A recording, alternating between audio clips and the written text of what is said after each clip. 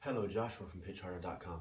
Today I want to start with a topic that is kind of controversial in the baseball world, and you need to have a firm understanding of the truth behind it. And the name of this topic is Olympic lifting for baseball. Most of you have heard players who Olympic lift. You've probably seen professional athletes do it, Major League Baseball players. You may have seen training programs that incorporate it. There's all kinds of people out there pushing Olympic lifting. Let's get to the first topic. Is it necessary? Is it needed? Olympic lifting for baseball is absolutely not needed for baseball and will only increase your chance of injury. It will never translate to pitching velocity. Now, I know that statement is going to shock you. Okay, well, give me some time to explain. There's three parts to this series, and I'm going to break down each and every aspect of this from scientific perspectives, research, top-level Olympic coaches from the Chinese national team who support what I'm saying. So what I'm telling you here is the absolute truth, and there are different ways to train that do not increase the chance of injury and actually help you in your specific goal, whether it be increasing velocity or hitting the ball further.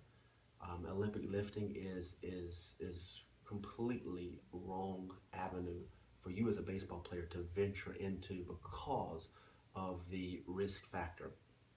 There's a key principle in business. You always weigh the risk and the reward. Same thing in athletic training. You need to weigh the risk. What is the reward? Olympic lifting, ton of risk, little reward.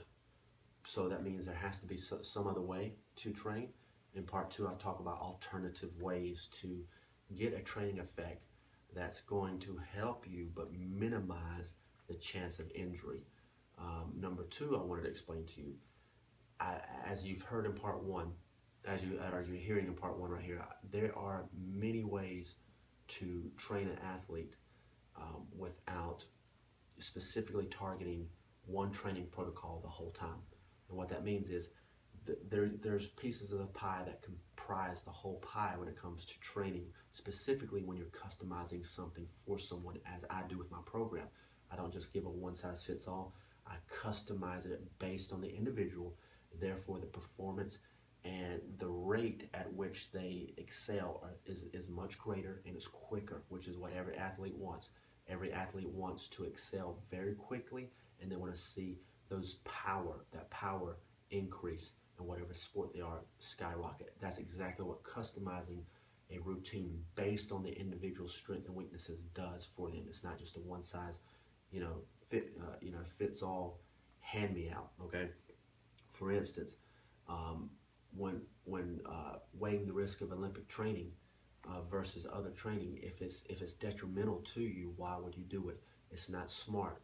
When you see a complete list of risks, which I'm gonna outlay in these three parts, comprised of one or two minor increases in performance training, but will not necessarily transfer to velocity.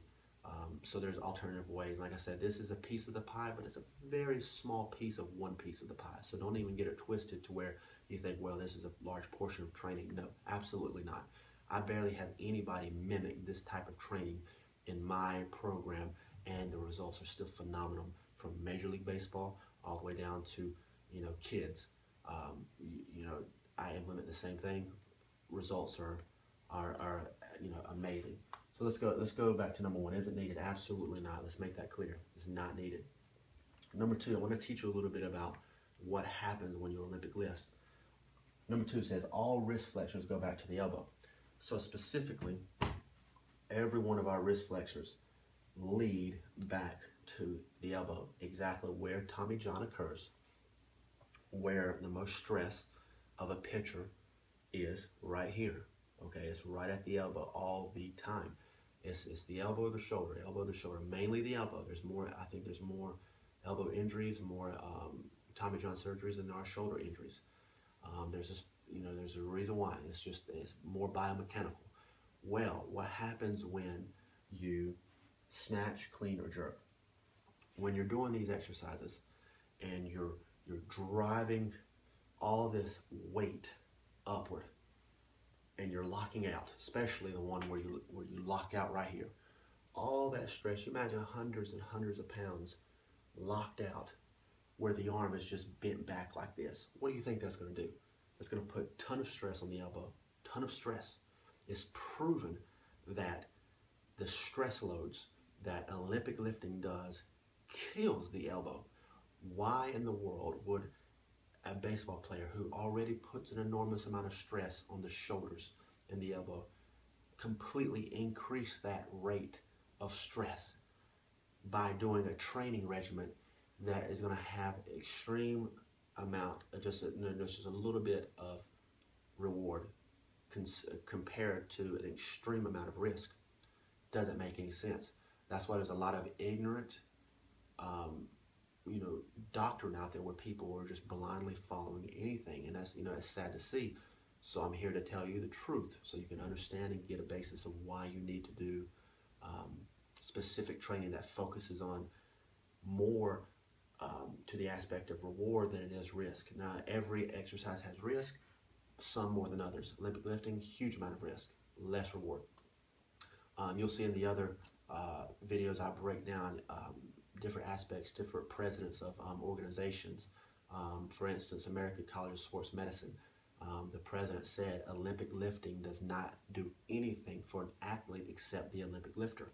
That's a huge statement from probably the most reputable sports research firm in the world.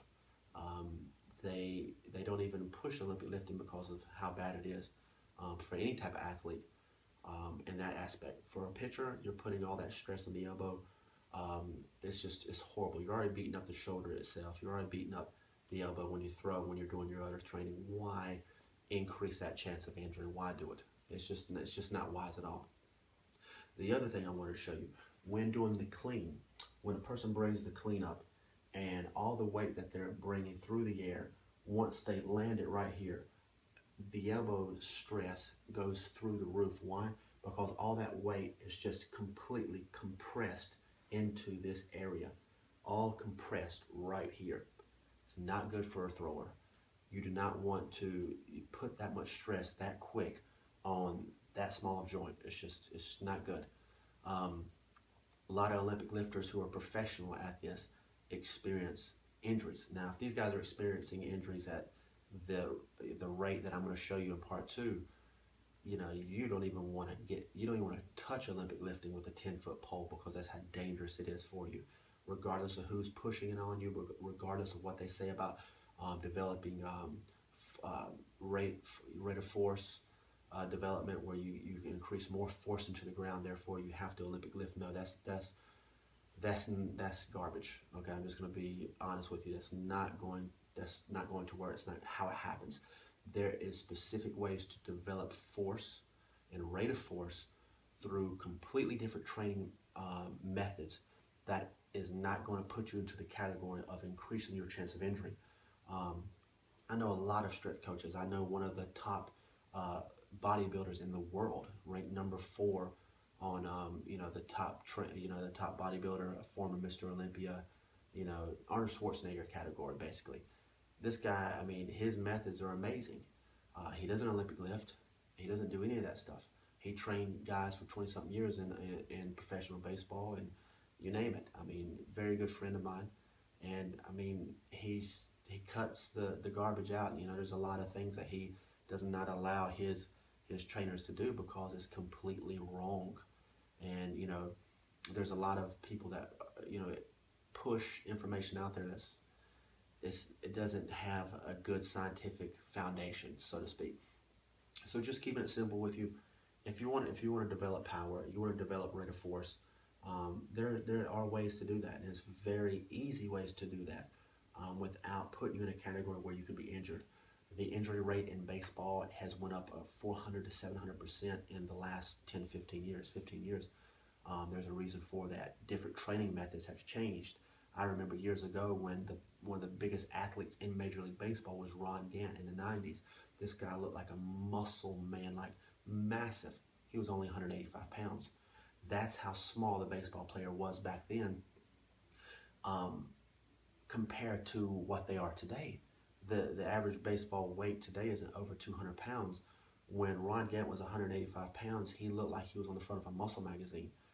Yet these guys who were 150, 150 pounds to 180 pounds, in between that range, were still putting up power numbers, were still throwing 95 miles per hour. They were still Major League Baseball players. Now, when a new wave of training came into the picture, you saw injury rate go out the roof. You also saw performance go out the roof also. But here's the key. A lot of people say, well, it was because the training that came into effect increased the performance, but you also saw the injury skyrocket. So imagine this.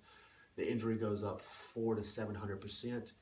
The performance also goes up. But what you want is, we want to bring this number down. We want to bring down the injury, but also increase the performance. There are ways to do that, like I said, smart ways, okay? Number one, the training regimen says a lot of these guys did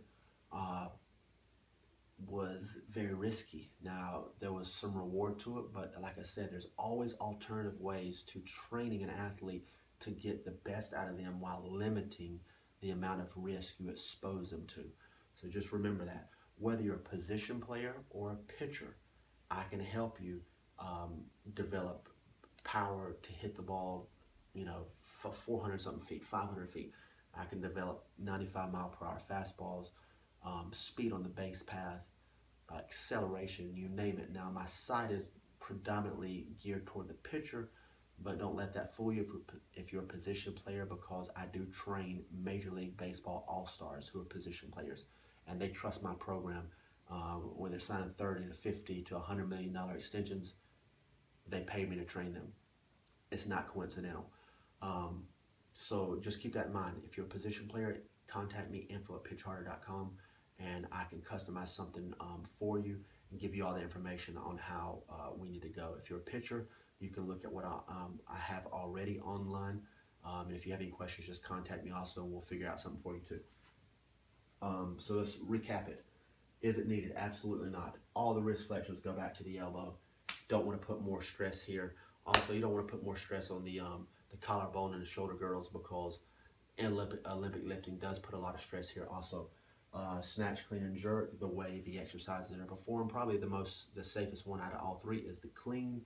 But like I said, it's still, when you're doing the clean, you're putting a ton of force in that located area very quickly, and it's just gonna hurt you, just plain and simple. It's not something that's going to help you at all. One of the main things I said that Olympic lifting doesn't do is does not transfer to pitching velocity, does not transfer to hitting power. There's a reason I'm doing 3 parts, because it's going to take a while to break this down, because most of you have so been engraved into your mindset that Olympic lifting is superior when it comes to power development, and that's completely wrong. I have athletes who are 16 years old throwing 93 to 97 miles per hour, 16-year-olds throwing harder than most Major League Baseball players. I have a ton of athletes all over, from the highest level to the lowest level, and the training doesn't change. It's customized for them. It's based around less injury potential, and like I said, it works. Contact me. I'll help you get to that next level, but I can help you when it comes to developing more rate of force without putting you, like I said, in the category of getting hurt. No one wants to experience injury, and with the way that injuries have been skyrocketing in Tommy John surgery, this is definitely something, Olympic lifting is definitely something you have to take out of your training regimen if you want to excel and have a prolonged career. So don't forget to contact me, info@pitchharder.com, and I'll see you on part 2.